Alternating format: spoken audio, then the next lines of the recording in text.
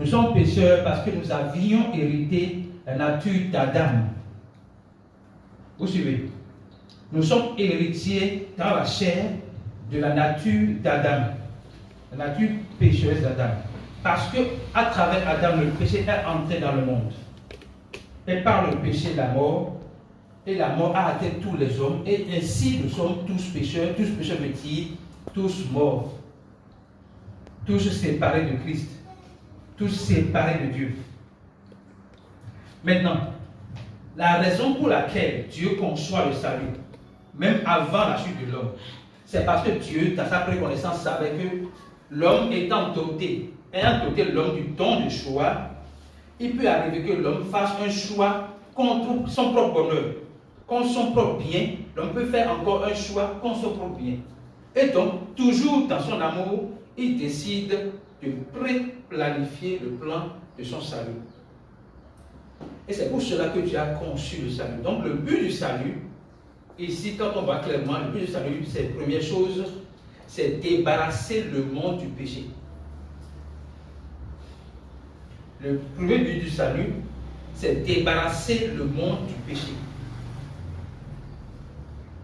Le second but du salut, c'est permettre aux hommes qui sont morts de passer de la mort à la vie. Et le troisième but du salut, dans le même verset, c'est que nous puissions quitter l'état du pécheur à l'état de la justice de Dieu. Je reprends.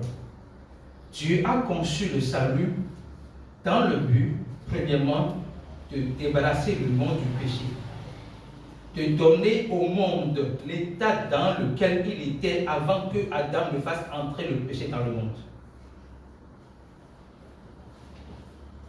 Le second but, en ôtant le péché du monde, il donne l'opportunité à tout être humain qui croit en cela de passer de la mort à la vie. Celui qui croit que Christ a ôté le péché du monde, a débarrassé le monde du péché éternellement, passe de la mort à la vie. Il n'est plus mort parce qu'il a reçu la vie de Christ en lui. Le troisième but, c'est que la personne qui était pécheur puisse retrouver une nouvelle nature, une nouvelle identité, et puisse s'appeler justice de Dieu. Alléluia. Nous venons de voir pourquoi le salut. Nous allons voir maintenant pour qui Dieu a conçu le salut. Pour qui Dieu a conçu le salut. Pour quel type de personne Dieu a conçu le salut? La première réponse, c'est pour tout le monde. C'est pour tous les hommes, quelle que soit leur race, leur origine, leur appartenance politique, leur appartenance religieuse, c'est pour tous les hommes. Quelle que soit la couleur de leur peau, quel que soit leur niveau de sainteté, quel que soit leur niveau de péché, Dieu a conçu le salut pour tous les hommes. Maintenant, quel est le but du salut qu'il a conçu pour tous les hommes? C'est pour que tous les hommes soient sauvés.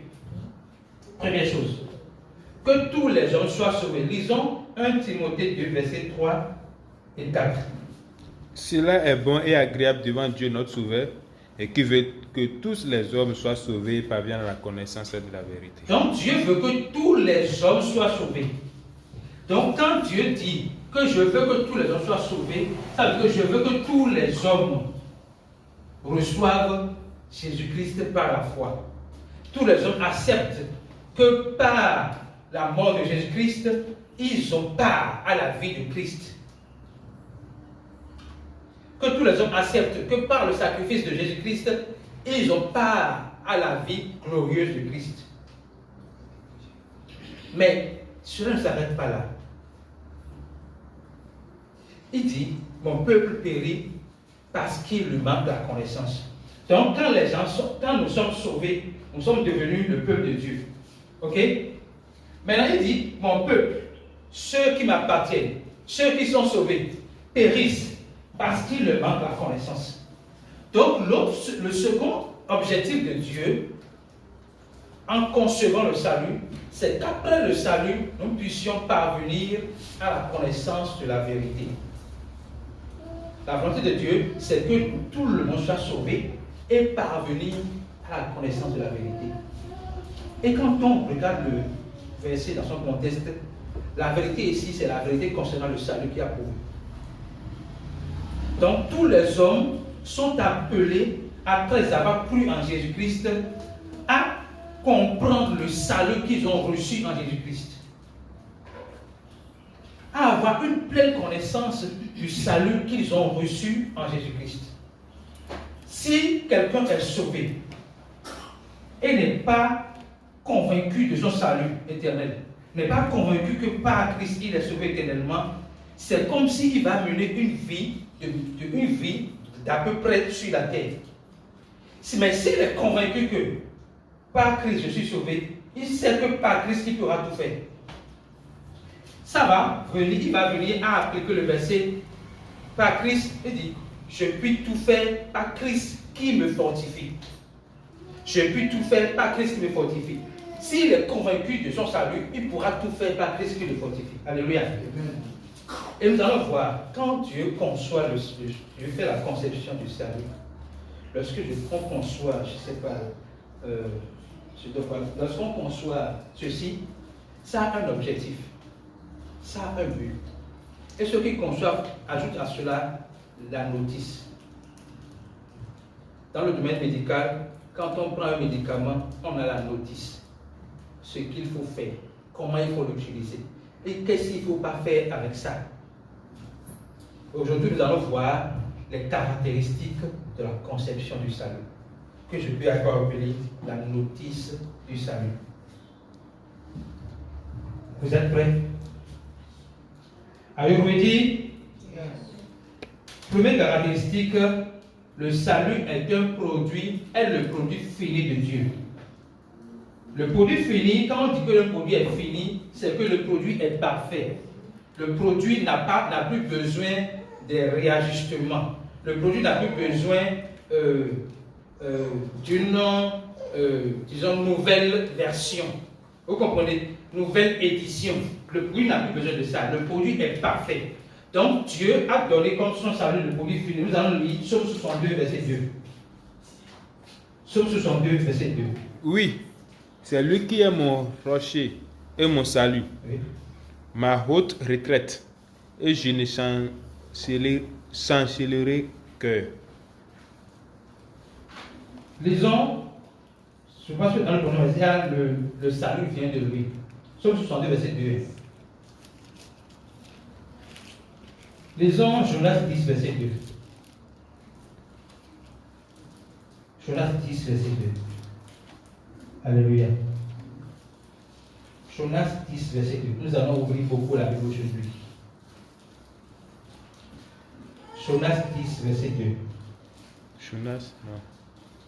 Jonas 10, verset 2. 62, verset 2.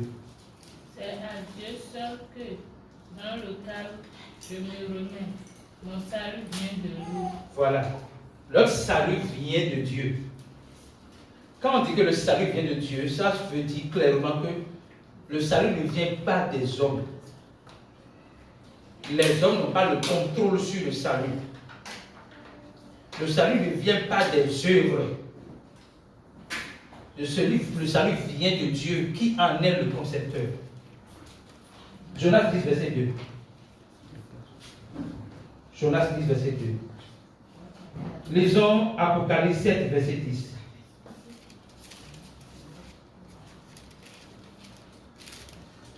Apocalypse 7, verset 10. Jonas 2, verset 10. Oui, lisez. 2, 10. Jonas 2, verset 10. Pour moi, je t'offrirai des sacrifices avec un cri d'action de grâce. J'accomplirai les vœux que j'ai faits. Le salut vient de l'Éternel. Donc, on confirme encore ici que le salut vient de l'Éternel. Le salut ne vient pas de nous. Le message que la Bible passe par là, Le salut ne vient pas de nous. Nous n'avons pas la capacité de contrôler le salut. Vous comprenez? Lisons Apocalypse 7, verset 10.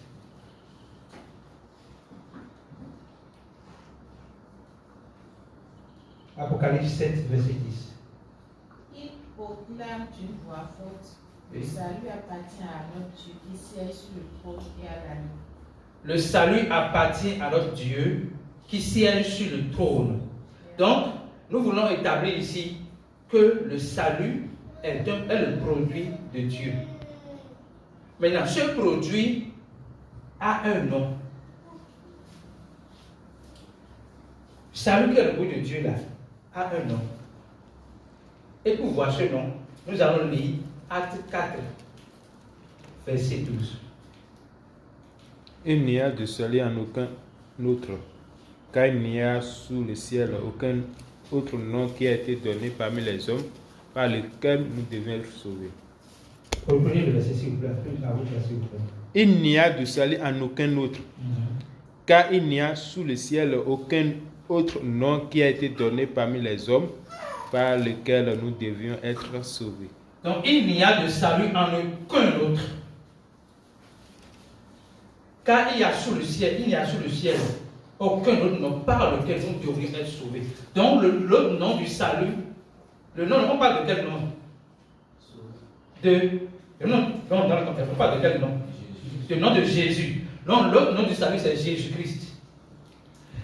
Dieu a conçu le salut, mais a mis le salut dans le nom de Jésus-Christ. Ça veut dire quoi?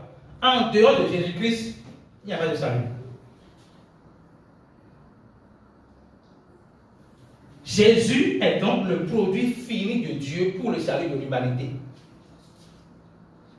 Jésus est le produit fini de Dieu pour le salut de l'humanité. Nous allons voir l'autre caractéristique de la conception du salut. Le salut est le don de Dieu. Éphésiens 2, verset 8. Car c'est par la grâce que vous êtes sauvés, par le moyen de la foi, et cela ne vient pas de vous, c'est le don de Dieu. Car c'est par grâce que vous êtes sauvés, par le moyen de la foi, et cela ne vient pas de vous, c'est le don de Dieu. Quand Dieu dit que son salut, dans le contexte, le salut est le don de Dieu, la grâce est le don de Dieu, la foi est le don de Dieu. Ok? Quand Dieu dit que mon salut est le don de Dieu, est mon don, ça veut dire que le don est gratuit. On n'a rien à faire, rien du tout à faire pour avoir ce don-là, pour recevoir ce don. Si je vous donne mon portable, vous n'avez rien à faire, vous n'avez rien fait pour avoir le don. Je vous donne le portable, vous tendez la main, vous recevez, vous refusez, je reprends mon don. Alléluia. Donc, le don de Dieu, on n'a rien fait pour avoir le don. On n'a pas mérité le don de Dieu.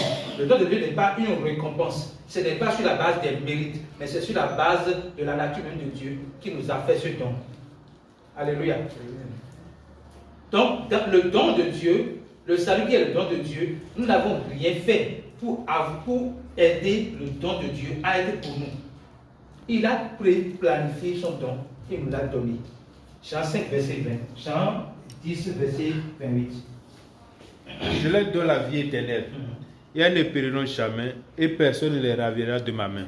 Nous savons que la vie éternelle, ça veut dire carrément le salut. Je leur donne, il n'a pas dit, je leur emprunte. Il n'a pas dit, je leur fais mériter. Il n'a pas dit, je conditionne mon don à quelque chose. Il a dit, je leur donne la vie éternelle. Et elles ne périront jamais. Donc la vie, le salut que nous avons reçu de Dieu est un don. Ce n'est pas un mérite. Nous n'avons pas mérité cela. Alléluia. Maintenant, nous devons garder quelque chose dans l'esprit. Le don de Dieu est irrévocable. Je pense que c'est Romains 11, verset 29. Le don de Dieu est irrévocable. Le don de Dieu, et ça s'appelle, Dieu ne donne pas pour reprendre. Tant que Dieu nous donne pour reprendre, on ne peut pas penser qu'on peut perdre notre salut. Vous comprenez ce que je dis? Dieu ne donne pas quelque chose pour reprendre la chose. Quand Dieu donne, c'est qu'il a donné éternellement. Donc, Tel que Dieu dit, mon salut est le don que je vous fais, nous n'avons pas à avoir peur. Nous devons même être reconnaissants de ce que nous n'avons pas la capacité de garder ce salut. Parce que j'ai essayé dans l'Ancien Testament de garder le salut de Dieu. De dire, je vais mériter l'amour de Dieu. Il n'a pas pu. Et pour que cela arrive, Jésus mérite tout à notre place pour que nous puissions jouir de tout sans mériter, par plus grâce. Alléluia. Troisième caractéristique. La liste est infinie, mais je vais limiter ça peut-être à 15. Troisième caractéristique, le salut est le sacrifice de Jésus-Christ. Le salut est le sacrifice de Jésus-Christ. En découvrant la notice du salut ou les caractéristiques de la conception du salut, nous sommes en train de voir en même temps qui nous sommes. Nous sommes en train de nous identifier à Christ au travers de ce qu'il a fait pour nous. Nous sommes en train de voir qui nous sommes, en même temps ce que nous sommes capables de faire, ce que nous ne devions pas faire. Alléluia. Le salut est le sacrifice de Jésus-Christ. 1 Pierre 1, 18 à 20. Sachant que ce n'est pas des choses périssables, pas de l'argent ou de l'or, que vous avez été rachetés de la vaine manière de vivre que vous avez hérité de vos pères, mais par le sang précieux de Christ, comme d'un agneau sans défaut et sans tache. Attendez. Donc nous avons été rachetés par le sang précieux de Christ. Et quand on voit ce contexte, le sang précieux de Christ est au-dessus de ce qu'on peut appeler l'or et l'argent du monde. Ça veut dire quoi? On ne peut pas nous faire croire, par exemple, que si nous ne donnons pas la dîme, si nous ne faisons pas ceci, nous n'aurons pas le salut. Je suis en train de dire que quand nous découvrons la notice du salut, c'est pour que nous voyions en même temps ce qui nous appartient et ce qu'on ne peut pas nous faire faire. On ne peut pas nous convaincre que si Dieu ne donne pas la dîme là, tu as perdu ton salut. Parce que le verset met le sacrifice de Jésus-Christ au-dessus de tout l'or et l'argent du monde. Alléluia. Maintenant, quand on dit dans le contexte que Dieu a payé de son sang précieux, Jésus a payé de son sang précieux pour nous racheter, le sang précieux n'est pas le liquide. Parce que beaucoup de gens font cette prière, sang de Jésus lave-moi, sang de Jésus purifie-moi, donnant l'image que c'est comme le sang est comme un liquide qui peut laver. Non. Le sang qui nous a sauvés n'est pas un liquide. Je vais expliquer. La parole dit que sans effusion de sang, il n'y a pas de pardon des péchés. Ok? Si Jésus va s'en tenir à ce verset, par exemple, qu'est-ce qu'il va faire? Il vient dans le monde. Il trouve quelqu'un qui déchire ses veines. Le sang va couler. Et il va encore réparer ses veines. Il va continuer à vivre. Et il va dire que oui, j'ai libéré mon sang pour le salut du monde. Non. Non. Le sang de Christ, c'est la vie qu'il a donnée. Ce n'est pas le liquide. Donc, chaque fois que nous pensons au sang de Jésus, ne pensons pas au liquide, mais pensons à la vie qu'il a donnée à la croix pour l'humanité. Le sang de Jésus n'est pas le liquide, c'est sa vie. Donc, quand on développe le verset 1 Pierre 1, 18, sachant que ce n'est pas des choses périssables, oui, pas de l'argent ou de l'or, que vous avez été rachetés de la vaine manière de vivre que vous avez hérité de vos pères, mais par le sang précieux de Christ, comme d'un agneau sans défaut et sans tache. Donc le verset montre également que le sang précieux de Jésus-Christ n'est pas périssable. Alors, nous sommes sauvés par quel sang? Un sang, le sang de Jésus, qui n'est pas périssable. Et ça confirme le fait que notre salut n'est pas périssable. Parce que le sang qui nous a donné le salut n'est pas périssable pour que le salut soit périssable. Si notre salut se basait sur l'argent périssable, l'or périssable, notre salut pourrait périr. Mais le sang de Jésus est le sang non périssable. Donc notre salut ne pouvons pas périr. Nous pouvons perdre le salut. Suivant. Par qui lui. Verset 19. Même pas le sang précieux de Christ comme d'un agneau sans défaut et sans tache. Prédestiné par le fondement du monde, et manifesté à la fin des temps, à cause de vous, qui par lui croyez en Dieu, lequel l'a ressuscité des morts et lui a donné la gloire, en sorte que vous, votre foi et votre espérance reposent sur Dieu. Amen. Que notre foi et notre espérance reposent sur Dieu. Le message que vous devez garder ici, notre foi et notre espérance reposent sur Dieu. Entendez cette phrase. Que notre foi et notre espérance reposent sur Dieu. Dans tous les domaines de notre vie, dans notre travail, dans notre rapport avec les gens, nous devons garder notre foi et notre espérance sur Dieu. Nous devons avoir le regard fixé sur Dieu. Quand nous sentons une difficulté s'opposer à nous, nous devons avoir le regard fixé sur Dieu. Quand dans l'Ancien Testament, le serpent tuait les gens, on dit, celui qui va regarder au serpent des reins, va conserver la vie. Et nous avons vu que c'est celui qui regarde, quand Christ est élevé, celui qui regarde à Christ et à la vie. De la même manière, quand nous sommes dans des difficultés, nous devons avoir le regard fixé sur Christ pour savoir que c'est de lui que vient la solution. C'est de lui que vient notre salut. C'est de lui que vient notre salut. Dans le contexte, c'est de lui que vient notre paix. C'est de lui que vient notre joie. C'est de lui que vient notre solution. Nous devons garder le regard fixé sur Christ. Alléluia. Nous sommes en train de regarder comme ça. On va voir rapidement. Nous sommes au quatrième point. Le salut est éternel. Le salut est éternel. Jean 10, verset 28. Jean 10, verset 28. Je leur donne la vie éternelle. Oui. Et elles ne priront jamais, et personne ne les ravira de ma main. Nous avons vu que le salut et la vie éternelle sont la même chose. Il dit, je leur donne la vie éternelle. Il n'a pas dit, je leur donne la vie temporaire. Il n'a pas dit, je leur donne la vie temporaire. Il a dit, je leur donne la vie éternelle. Pourquoi il donne la vie éternelle? Parce que lui-même est éternel. Il dit, je leur donne la vie éternelle. Et ils ne périront jamais. C'est jamais, je vais écrire non. Ils ne périront jamais. Jamais veut dire jamais. Il ne faut pas argumenter. Je leur donne le salut éternel. Et ils ne périront jamais.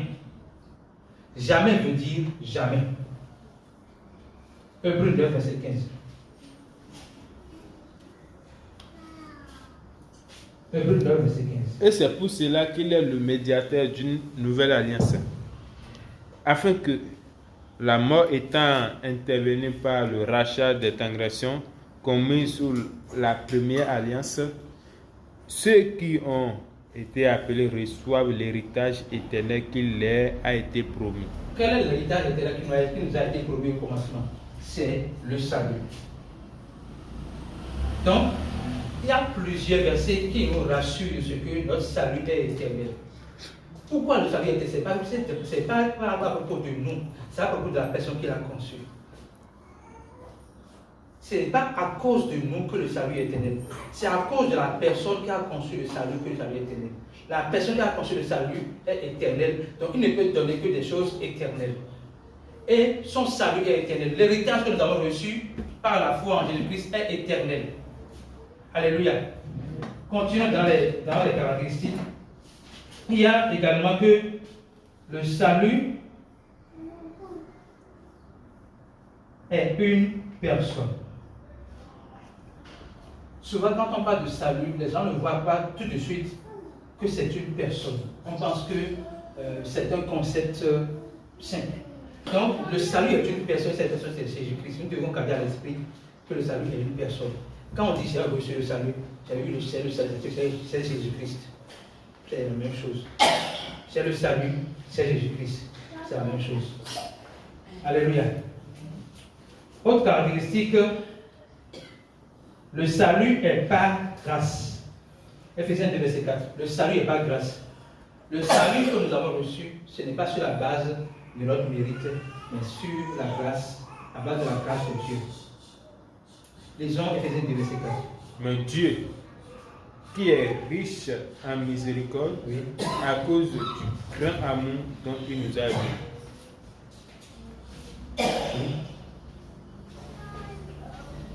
Nous qui étions morts par nos offenses, nous a rendus à la vie avec Christ. C'est par grâce que vous êtes sauvés. C'est par grâce que nous sommes sauvés. Donc on va relire le verset, vous allez voir comment Dieu a fait grâce. Lisons le verset, écoutez bien le verset s'il vous plaît. Mais Dieu, qui est riche en miséricorde, à cause du grand amour dont il nous a aimés. Donc, le commencement de la grâce, c'est d'abord la miséricorde de Dieu et son grand amour. Ok? Continuons. Nous qui étions morts par nos offenses, nous a rendus à la vie avec Christ. Donc, l'amour de Dieu, sa miséricorde, nous a donné l'opportunité, nous qui étions morts par nos offenses, de passer de la mort à la vie. C'est pour cela que dit, c'est par la grâce que nous avons été sauvés, nous sommes sauvés. Parce que nous qui étions morts, on n'a pas la capacité de se sauver nous-mêmes. On a besoin d'une aide extérieure pour nous sauver. Alléluia. Autre caractéristique de la conception du salut, nous allons voir que le salut est la délivrance du péché et de la mort. Colossiens 1, verset 12 et 13. Colossiens 1, verset 12 et 13. Rendez grâce au Père qui vous a rendu capable d'avoir part à l'héritage des saints dans la lumière, qui nous a délivrés de la puissance des ténèbres et nous a transportés dans le royaume du Fils de son amour. Donc, au travers du salut, nous sommes délivrés de la puissance des ténèbres. Ce n'est pas que nous serons délivrés. Et je fais une parenthèse pour faire savoir que la vraie délivrance, c'est le salut. Ce n'est pas que nous serons délivrés, mais nous sommes déjà délivrés. Maintenant que nous sommes délivrés, nous avons une responsabilité. C'est travailler pour croire dans la personne de Christ afin d'être affranchi de tous les mensonges de la religion liés à l'autre nature. Vous comprenez ce que je dis? Oui. Nous sommes déjà délivrés de la puissance des ténèbres. Ça veut dire que nous venons d'où? Nous venons de la puissance des ténèbres. Ok? Et tant que nous sommes délivrés de cette puissance, nous avons l'obligation de croire dans la personne de Christ afin que tous les mensonges de cette puissance ancienne soient déconstruits dans notre esprit pour que nous puissions être affranchis par la vérité de Christ. C'est pour cela que le discipulat est important. Si on veut, on va croire seulement, tout le monde va croire.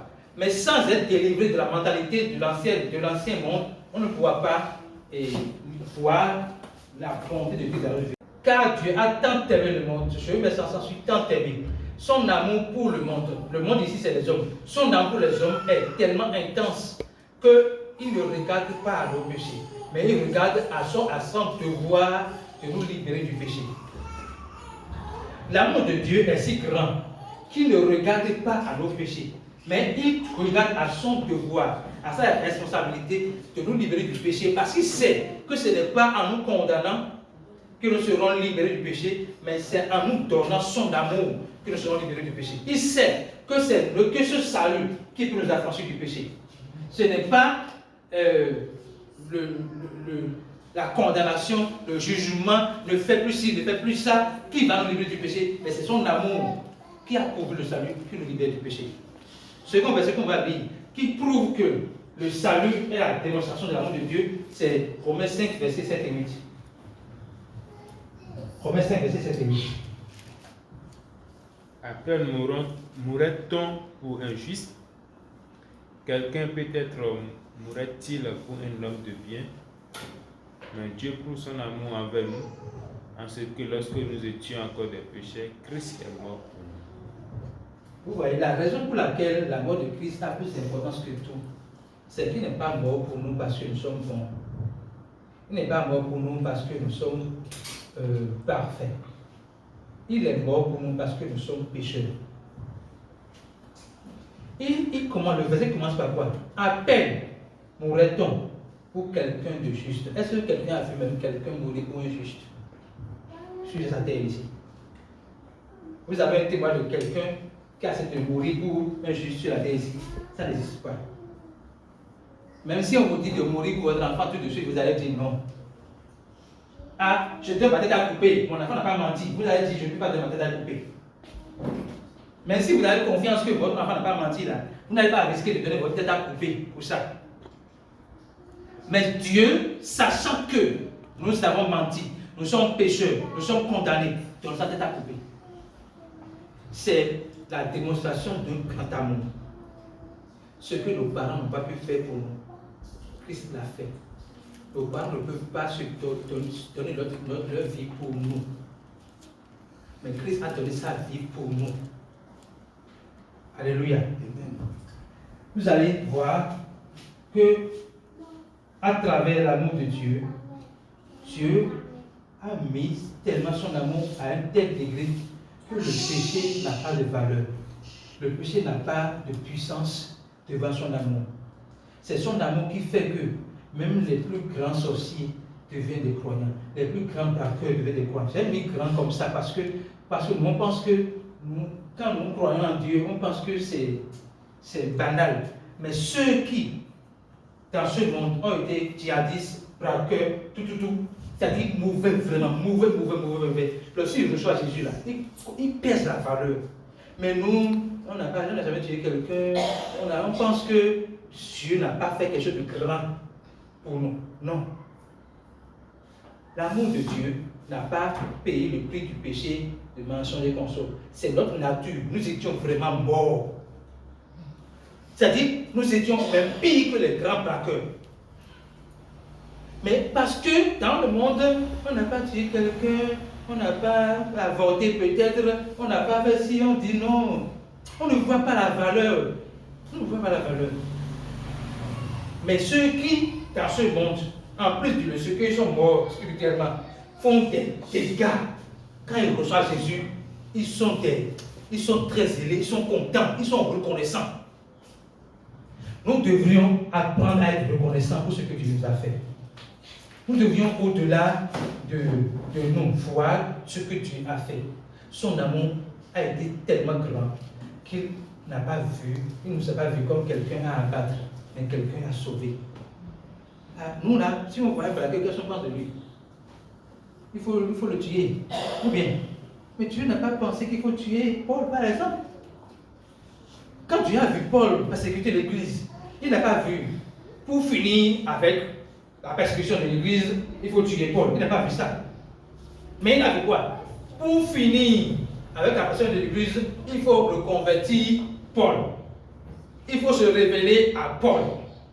Et je prie que le Seigneur se révèle à nous, au-delà de ce que nous pensons que nous sommes plus que parfaits, qu'il se révèle à nous pour que nous puissions voir notre état avant qu'il ne soit notre sauveur. Amen. Amen. Alors, nous allons voir autre caractéristique de la concept du salut, le pardon des péchés. Cela a commencé par une prophétie dans Luc 1, versets 76 et 77. Luc 1, versets 76 et 77. Et toi, petit enfant, oui, tu seras appelé prophète du Très-Haut, oui, car tu marcheras devant la face du Seigneur pour préparer ses voies, afin de donner à son peuple la connaissance du salut par le pardon de ses péchés. Donc vous voyez, c'est le père de Jean le Baptiste qui prophétisait. Il dit que Jean-Baptiste donnera au peuple de Dieu la connaissance du salut par le pardon des péchés. Ça veut dire qu'avant que Jean ne vienne pour cette mission, les gens n'avaient pas la connaissance du salut par le pardon des péchés. Et quand Jésus-Christ est venu, il a dit, et je pense que c'est le même Jean qui a dit, voici l'agneau de Dieu qui ôte le péché du monde. J'ai dit au début de l'enseignement que le cœur de Dieu, c'est d'éradiquer le péché du monde. Et il l'a fait. Voici l'agneau de Dieu qui ôte le péché du monde. Est-ce que Jésus a ôté le péché du monde, ou bien il est en train d'ôter le péché du monde, ou bien il l'a ôté? Jésus a ôté le péché du monde. Il n'a pas fait juste une déclaration sans le faire. Jésus à la croix dit, tout est accompli. Il a vraiment ôté le péché du monde. Et ça veut dire quoi? Nous qui sommes des croyants, nous appartenions à un monde sans péché. Vous comprenez? Nous qui sommes croyants, nous appartenions à un monde sans péché. C'est pour cela que la parole dit, vous êtes dans le monde, mais pas du monde. Vous êtes dans ce monde corrompu, mais vous ne venez pas du monde. Donc nous devrons savoir que nous devons nous comporter comme étant d'en haut. Vous comprenez? On se comporte comme étant d'en haut et non comme des gens qui sont du monde. Alléluia. J'ai dit qu'en découvrant les caractéristiques, la notice du salut, nous voulons voir ce que nous sommes, ce que nous pouvons faire, ce que nous ne pouvons pas faire. Alléluia. Voyons également Hébreux 9, verset 26. Hébreux 9, verset 26.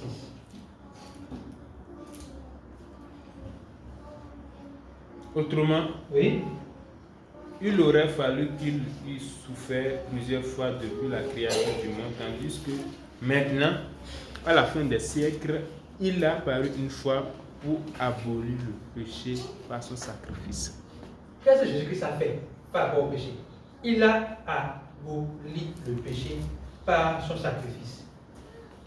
Pour que vous compreniez ce verset, nous allons entrer dans le concept de l'abolition de l'esclavage. Quand on dit que l'esclavage est aboli, est-ce que l'esclavage est aboli? Oui. Mais est-ce qu'on peut choisir de continuer à être esclave, même si, malgré que l'esclavage est aboli? Oui. Ou bien, ça veut dire que Jésus, pour sa part, par son sacrifice, il a aboli le péché.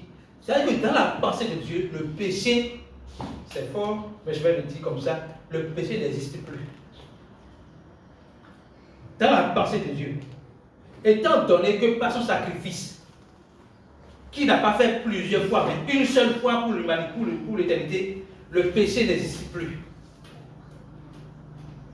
Mais nous pouvons, par ignorant de ce que le péché n'existe plus, devenir continuer à être esclave du péché. C'est l'utopie que vous comprenez ce que j'ai dit. Le péché, dans la pensée de Dieu, n'existe plus. Et ce n'est pas qu'une pensée. Il a payé le prix pour que le péché n'existe plus, pour que le péché soit aboli. Et si nous sommes conscients de ce que le péché est aboli, nous allons marcher dans la liberté. Nous allons marcher dans la liberté. Nous sommes libres du péché. Ok? Mais si nous sommes inconscients, nous allons continuer à être esclaves du péché. Est-ce que des gens veulent être esclaves du péché ici? Non. Nous sommes libres du péché. Déclare, je suis libre du péché. Je suis libre du péché. Parce que le péché est aboli. Alléluia. Autre caractéristique, la justification par la foi. Le salut, c'est la justification par la foi. Romains 3, verset 24. Après 2 Corinthiens 5, verset 21. Et ils sont gratuitement justifiés par sa grâce, par le moyen de la rédemption qui est en Jésus-Christ. Donc, nous sommes gratuitement justifiés par la grâce de Dieu au moyen de la rédemption de Jésus-Christ. Vous voyez, nous sommes gratuitement justifiés. Quand on parle de justification par la foi, c'est que je ne suis pas justifié par mes œuvres, mais par ce que Christ a fait, mais par le sacrifice de Jésus-Christ. Si nous croyons que Jésus-Christ a payé le prix du péché à notre place, nous sommes justifiés. La fondation d'un croyant, ce qui fait la fondation d'un croyant, c'est être convaincu qu'il est justifié par la foi. Il est justifié par la grâce de Dieu. Il n'est pas justifié par ses efforts. Et ce n'est pas juste un vain discours. C'est du concret. Et pour voir clair, nous allons lire 2 Corinthiens 5, verset 21.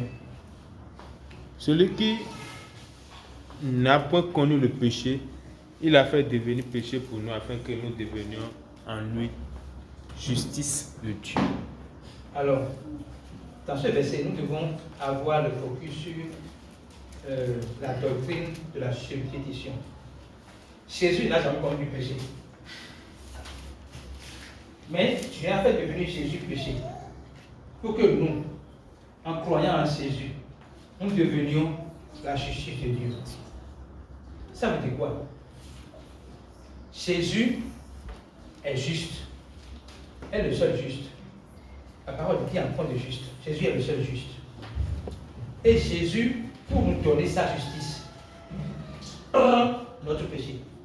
Donc, est-ce que notre péché, nos péchés sont encore avec nous? Non. Donc, Jésus prend notre péché, nous donne sa justice. Mais Jésus n'a pas pris notre péché sur lui et l'a gardé sur lui. Il a fait quoi? Il a englouti le péché par son sacrifice et sa résurrection. Donc Jésus-Christ nous donne sa justice. Ça veut dire que nous sommes justes par la foi. Nous sommes devenus quoi? La justice de Dieu. Donc nous ne sommes plus pécheurs. Nous sommes la justice de Dieu. Que quelqu'un déclare: je suis la justice de Dieu. Je suis la justice de Dieu. Je suis la justice de Dieu. Je suis la justice de Dieu. Alléluia. Lisons Romains 5, verset 10. C'est pour voir le concept de la réconciliation. Le salut nous réconcilie avec Dieu. Le salut est d'abord la réconciliation avec Dieu. Romains 5, verset 10. Car si, lorsque nous étions ennemis, Oui. nous avons été réconciliés avec Dieu par la mort de son Fils, à plus forte raison, étant réconciliés, serons-nous sauvés par sa vie? Alléluia. Amen. Donc, nous qui étions morts, il nous a réconciliés. Ce n'est pas nous sommes réconciliés. C'est lui qui nous a réconciliés par le sacrifice de Jésus-Christ, par la mort de Jésus-Christ. Il nous a réconciliés. Nous avons... Elle réconcilie, c'est quoi? En temps, on était séparés de Dieu. On était ennemis de Dieu, séparés de Dieu. À cause du péché. Mais Jésus, par son sacrifice, a ôté le péché du monde. Suivez bien, voyez bien l'image. Nous étions séparés de Dieu à cause du péché. Et Jésus, par son sacrifice, a ôté le péché du monde. Donc, au milieu de nous, il y a eu un lieu de séparation qu'on appelle péché. Donc, Dieu, par son sacrifice, nous a réconciliés avec lui. Nous sommes devenus un avec Dieu par la foi. Être réconcilié veut dire être un avec Dieu. Nous avons la même nature que Dieu. Nous avons la même identité que Dieu. Nous sommes ce que Dieu est. Alléluia. Lisons Colossiens 1, verset 21. Toujours pour confirmer. J'espère que ça va. Oui. Colossiens 1, verset 21. Et vous, qui étiez autrefois étrangers et ennemis par vos pensées et par vos mauvaises œuvres, il vous a maintenant réconciliés par sa mort dans le corps de sa chair. Donc, nous voyons déjà que nous n'étions pas capables de nous. C'est lui qui nous a réconciliés. Donc, lui, il est le concepteur de son salut. C'est lui-même qui choisit de nous réconcilier à lui. Lisons Romains 10, verset. Excusez-moi, je vais lire ça. Romains 9, verset 12. Nous voulons voir le salut et la rédemption. La rédemption veut dire le rachat. Romains 9, verset 12. Il fut dit à Rebecca, l'aîné sera assujetti. Romains 9, verset 12. Et pardon, Hébreux 9, verset 12. Pardon, Hébreux 9, verset 12.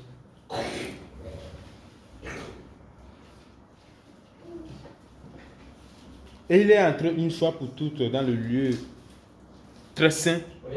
non avec le sang des boucs et des veaux, mais avec son propre sang, ayant obtenu une rédemption éternelle. Donc, il a dit, il est entré. Reprenez le verset, écoutez bien le verset. Reprenez le verset, s'il vous plaît. Et il est entré une fois pour toutes dans le lieu très saint, Oui.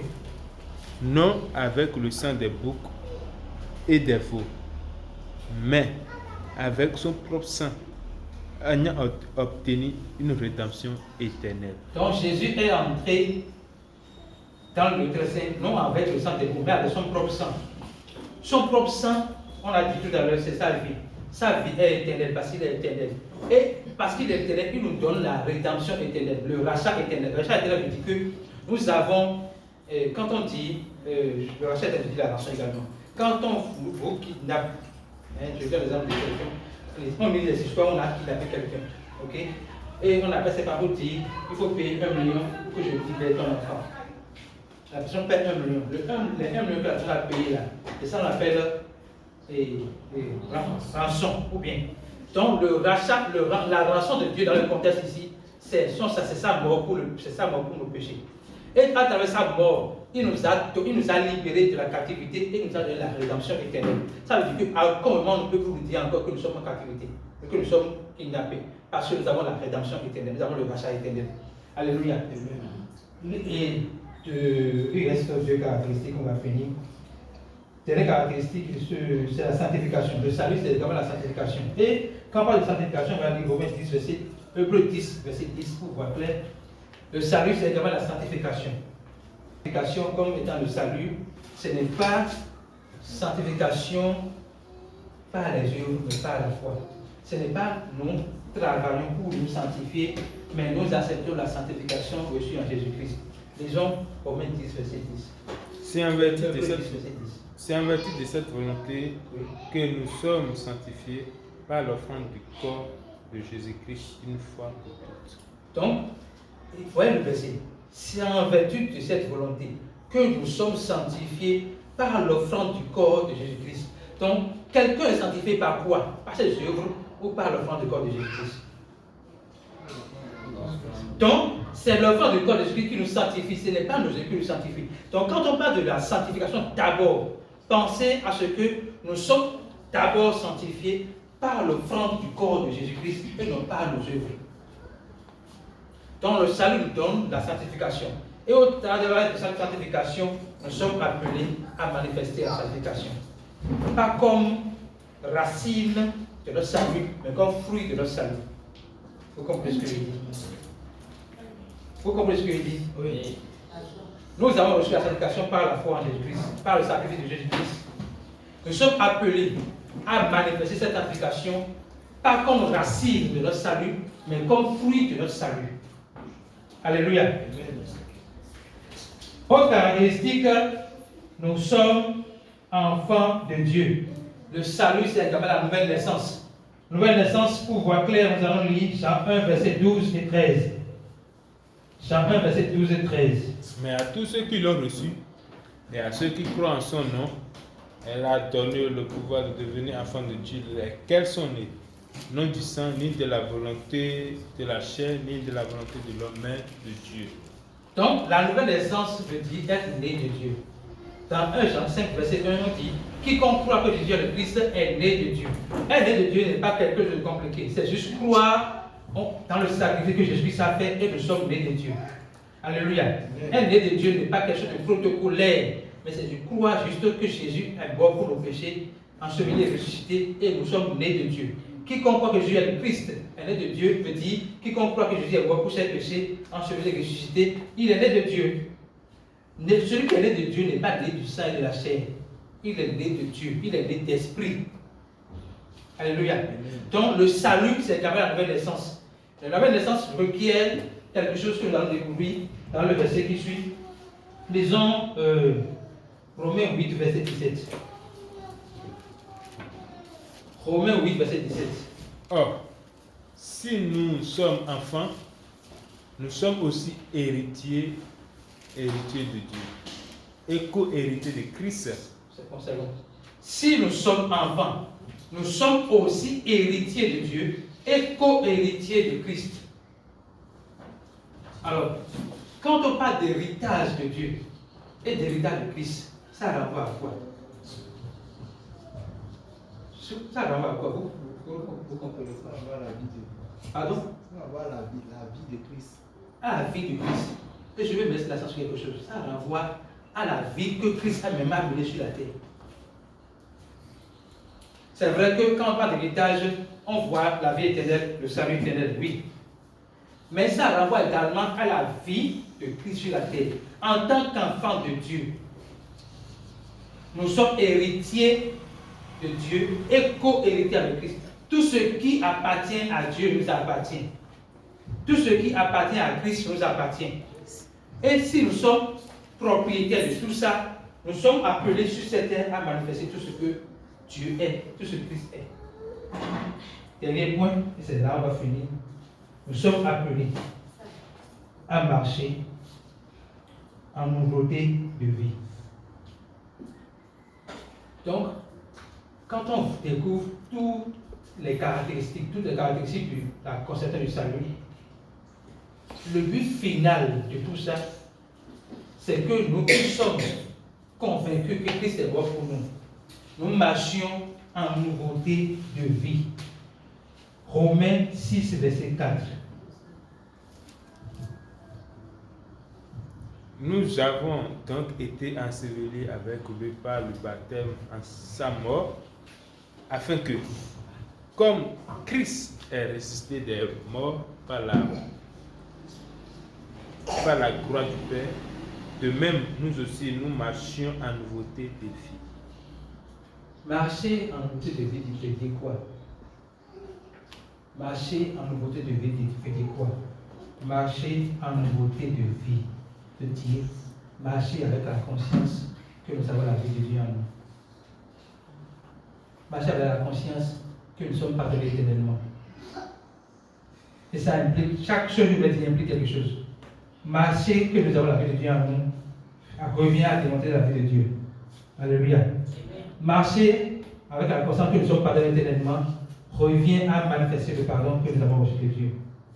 Marcher en sachant que nous sommes libres du péché revient à marcher dans la liberté du péché, pas comme un esclave du péché.